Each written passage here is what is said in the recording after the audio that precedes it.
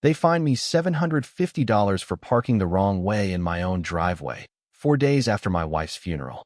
That notice was taped to her favorite flower pot, the one she used to fuss over every Sunday. And it was the first thing I saw when I came home from the service. I mean, who does that? Welcome to the world of HOA disputes, where common sense goes to die. My name's Daniel Cross. I'm a civil engineer down in Central Florida. And if you think this is just a story about yard signs and lawn gnomes, buckle up, because what these folks did turned grief into all-out war. And for once, the law actually turned it right back on them. You ever live somewhere that's supposed to feel like home, but every time you walk outside, you wonder who's watching you, waiting to pounce? Drop where you're watching from in the comments, because let me tell you, when I bought my place in Lake Estates 7 years ago, the glossy brochure promised heritage charm and neighborly pride. What it didn't mention was the $50 a day fines for trash cans you could see from the street, $200 for plants they didn't approve, and this mysterious administrative review fee nobody could explain. My wife Laura, God, she could laugh about anything, used to tease me that these people just wanted to rule over mulch colors. But after she died, the laughter in my house went silent, like the air just leaked out. That's when Beverly Gates, the HOA president, neighbors called her Karen with a charter, made her move. A week after Laura's funeral, Beverly sent a little courtesy reminder that the memorial wreath I'd put on the door didn't fit the exterior decor standards. I ignored it, still numb, and then I got a citation, 30 days to remove it, or else. That was printed on letterhead that actually smelled like smugness, I swear. I tried to be reasonable, walked over to Beverly's door, notice still folded in my pocket, knocked once. Her tiny dog barked like a car alarm until she cracked the door just enough to glare at me. Rules keep order, Daniel, she said, not even blinking. Emotion isn't an exemption. Right then, I knew this wasn't about lawns, it was about control. That night, I started flipping through Laura's old mortgage binder. She'd organized every closing document, every deed, even a plat map. My thumb snagged on a page. Covenants, conditions, and restrictions, recorded April 2002. Article 4, a single line. No rule or amendment could be enforced if it clashed with original county permit conditions.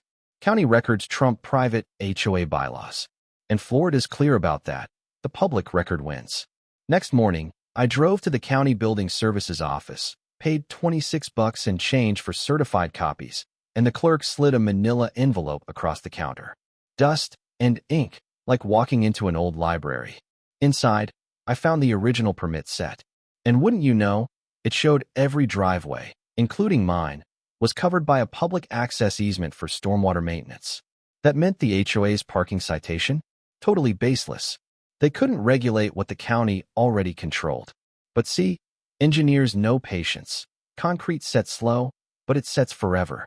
Instead of picking a fight, I started documenting everything. Photos, videos, every citation slipped into its own labeled envelope. By mid-March, I had a binder 2 inches thick.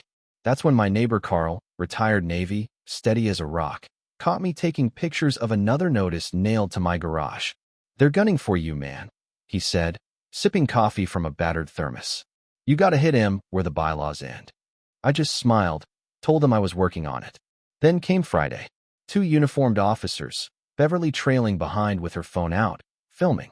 "He's hiding a stolen vehicle," she shouted at my closed garage. The younger officer looked embarrassed. "Sir, we received a 911 call about suspicious activity." I opened the garage. Nothing but Laura's old bike. Beverly's face went so red I thought she might faint. That's when something snapped inside me. This wasn't grief anymore. It was about precedent. If they could weaponize authority like this, none of us were safe. That night, I opened the county parcel viewer. Lake Estates had 214 parcels, every single one tied to a stormwater assessment and a utility easement. That blue line running under my driveway? County jurisdiction, not Beverly's. I bookmarked it, printed overlays, slid them into my evidence binder. I even went back to the county office, asked the clerk if the HOA had re-recorded any amendments since 2010. Nope. Last board update was May 2009. Every rule Beverly waved in my face, mailbox colors, porch rails, even wreaths, was technically unenforceable. But I let them pile it on. People like Beverly always overplay their hand. The next week, another notice, this time accusing me of unauthorized garage use. Carl saw me reading it and just shook his head. She's losing it, he said. You gonna sue? Not yet, I said. Let's see what else she writes. Mid-April, HOA budget meeting. Beverly at the head of a folding table, barking like a parade announcer. Order is the backbone of our community. Without enforcement, standards decay. She stared straight at me. I raised my hand, asked how much they spent on legal counsel last year. That's privileged, she snapped. Actually, I said, under Florida law, it's open record. The room got quiet. I already put in a request, I told her. 2 weeks ago. No answer. That's when another neighbor, Melissa, her daughter got fined for chalk art, stood up. You're telling us we can't even see where the money goes? People started murmuring, and Beverly gripped her gavel like a lifeline. Afterward, she cornered me by the coffee urn. You're turning this place against itself, she hissed. This isn't grief. It's defiance. Sometimes defiance is just math, I said, waving my GIS map. Your rules don't add up. Later, Carl and I sat on his porch with a couple whiskeys. You could take this to the state HOA ombudsman, he said. Selective enforcement, man, it's a slam dunk. Maybe, I said, but I wanted leverage they couldn't spin. Next day, I called Amy Patel, an old college friend and a real estate attorney in Orlando. Smart as a whip, sleeves always ink-stained. I sent her everything. She laughed. You're not crazy. They're out of compliance. Want to make this interesting? Define interesting, I said. She told me the HOA's common area insurance was backed by a trust that had defaulted on a parcel, the retention pond. Legally, the county now owned it, but anyone could buy the maintenance rights. You buy them, you get veto power over half their rules. How much? I asked. $748 in back fees and costs. I wrote the check that night. By May, I legally owned the maintenance rights to the pond, the very parcel Beverly built her empire on. I didn't tell anyone. I just kept mowing my lawn, logging every letter, every photo. Then the threats amped up, final warning before lien processing, pattern of noncompliance, and so on. Carl joked my binder was starting to look like a courtroom exhibit. Then someone posted my house on the community Facebook page, captioned engineer or enemy, with a stream of anonymous comments. I took screenshots, didn't reply. The next day, 2 HOA inspectors, volunteers with neon vests, were snapping pictures at my curb. I stepped outside, told them they were trespassing. HOA oversight, sir. This isn't oversight. It's harassment, and I'm recording it. That bought me 3 days of quiet. Amy called. They noticed yet? She asked. Not yet, I said. Let them sweat. She'd filed my maintenance rights through a shell trust, Crossway Management LLC. The board never checked the registry. The moment they did, they'd realize I could shut down any spending tied to the pond. Late June, another board meeting. Emergency assessment for drainage repair around, of course, the retention pond. They wanted $180 a quarter from every homeowner. I let Beverly announce the plan, then raised my hand. Which contractor? Lakefront Environmental. Do they have authorization from the parcel owner? She blinked. The HOA owns, actually, I said, sliding the assignment copy across the table. They don't. I do. The room fell dead silent. Carl grinned into his coffee. I just packed up and left. After that, every letter Beverly sent sounded a little more desperate. Then, out of nowhere, a plain white envelope, cease and desist, typed in Times New Roman. You've made your point. Let's talk. I let her stew for a week. That weekend, I mowed my lawn twice. Slow just so she'd see. Then, an emergency meeting notice landed in everyone's mailbox. Drainage rights dispute. I showed up unannounced. Beverly tried to shut me out. I'm a maintenance rights holder, I said. Binder on the table. You've been enforcing rules tied to a parcel you don't own. If I restrict access, your irrigation system is out of compliance, and your insurance carrier drops coverage in 30 days. Silence. We'll review council options, she finally said, jaw tight. Retaliation came fast. 3 safety inspections, code enforcement at my door, all from anonymous complaints. One officer just muttered, they're overreaching. Document everything. So I did. Photos, recordings, decibel meter readings, every last scrap. Then Carl showed up. They tried to corner my wife at the playground, asking if we still talk to you. Let them panic, I said. If they cross the line, they'll meet the law, not HOA law. Amy filed a request for full records inspection, receipts, emails, fine ledgers. Florida gives 10 business days to comply. Halfway through, the HOA's Facebook vanished. Smears started. Rumors I was sabotaging pumps or stealing land. But neighbors started coming to me. Can you help us too? That's when I realized. This wasn't just my fight anymore. It was the neighborhood's. Mid-July, Beverly called a session promising new transparency. She invited a county inspector, thinking it would intimidate me. She didn't realize that would make the confrontation official. The day of the meeting, the clubhouse was packed. Officer Mullins, the county inspector, nodded at me. Maintenance rights holder, right? That's me. Beverly called me out, accused me of undermining the association. I handed Mullins the deeds.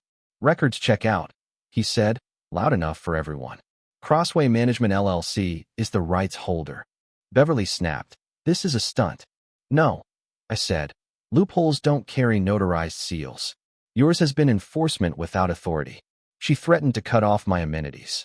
That's retaliation under statute, I told her. Carl's voice cut through. We just want fairness. Melissa raised her hand, voice shaking. My kid was fined for drawing hearts. Is that what this place has become? The crowd started to nod. Meeting adjourned in chaos. Beverly stormed out. I just felt drained. Petty revenge followed. Someone unscrewed my porch light. 2 wellness checks. Code enforcement again. But I wasn't scared anymore. The next blow was a pending lien review, taped to the garage where Laura had painted little daisies. I sat there, running my hand over those petals, promising her I wouldn't sell, wouldn't quit, wouldn't let them take our home. Amy assembled the domino package. Every statute they'd violated, every act of retaliation, every false police report. We scheduled a county hearing, August 22nd, 9 a.m., Civic Administration Building. Mullins presided. Beverly's attorney tried the theatrics, but Mullins cut him off. Maintenance rights held by Crossway Management LLC. That's noncompliance. Amy slid evidence of retaliation and online defamation across the table. Both accounts originate from the HOA's IP address. Beverly went white. Mullins, preliminary determination, abuse of enforcement power, and statutory retaliation. Carl slapped my back outside. You just watched the castle sink. I want reform, not collapse, I said. By September, the HOA's insurer dropped coverage. Beverly scheduled one last session, her final stand. Amy and I drafted a reform charter. Term limits, open records, ethics committee. I offered to relinquish maintenance rights in exchange for reform. The next evening, the clubhouse was packed. Cameras, neighbors, county officials. Beverly tried to control the narrative, but Melissa uploaded the HOA's own financial spreadsheet. $18,000 in legal fees for what, exactly? Mullins stepped in. Legal expenditures over $10,000 require member approval. Was that vote held? Silence. The vote passed. The reform charter, term limits, annual audits, community votes, ethics committee. Beverly resigned, along with 2 board members. The new board started barbecues instead of hearings. Kids drew chalk hearts on sidewalks again. HOA dues even dropped by 12%. A week later, the paper ran a story. HOA scandal spurs county oversight bill. The county passed the Lakemont Fair Practice Amendment. Beverly moved out. The new board's newsletter started with the same line every month. The rules serve the people, not the other way around. So, let me ask you, when community leaders blur personal interest and public duty, what's a fair penalty? Removal? Restitution? Drop your verdict below. And if you've ever stood up to an HOA, share your story so the next person knows they're not alone. Sometimes, justice isn't loud. It's measured. It's stamped. It's lived out, day by day, until the place you call home actually feels like home again. And if you stuck around till now, thank you. Hit that subscribe button, leave a comment, and share this with someone who needs to remember that fairness is still possible, even in the wild world of HOA drama.